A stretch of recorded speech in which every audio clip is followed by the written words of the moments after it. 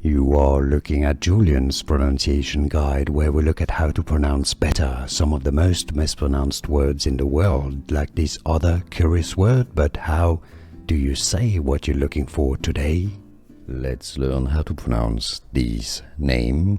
It's the name of a city and university in California, and I believe it's a neighborhood of London as well. So a company name, it's also a surname. So British English pronunciation is as Berkeley. Berkeley.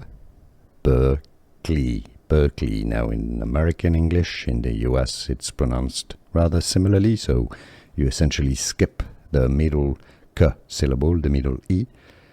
Berkeley, as in UC Berkeley or University of California. Berkeley.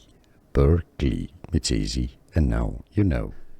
Here are more videos on how to pronounce more confusing words and names too many mispronounced. Like this video if you found it useful. I appreciate your support. I'll see you soon, and thanks for watching.